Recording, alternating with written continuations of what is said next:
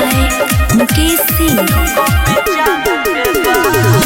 तू हमारा डिमांड के बारू, तू कॉपी चांद के बारू। तू हमारा डिमांड के बारू, तू कॉपी चांद के बारू। दिलवा में हमारा रब से बढ़ के तू जान से बारू।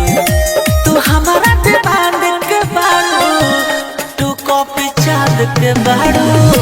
तू हमारा डिमांड के बारू, तू कॉपी चांद के बारू। ए सोना म्यूजिक बाय मुकेश सिंह।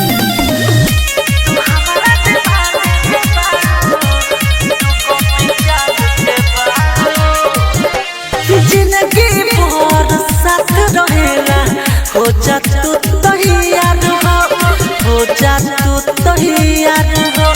देखले बानी जब से तब से घटे नहीं प्यार हो, घटे नहीं प्यार हो। ए हो केहू तो से बेसी ना सुनो हरबा, जो सोची वो सारा हरबा। फुर्सत से कोड़े सोना, तू तो भगवान के भाड़ू। तू हमारा डिमांड के बारू, तू कॉपी चांद के बारू। तू हमारा डिमांड के बारू, तू कॉपी चांद के बारू।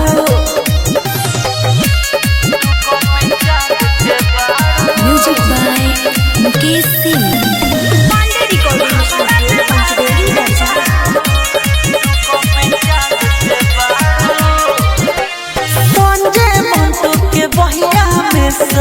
समाजा सुनो रानी हो, समाजा सुनो रानी हो।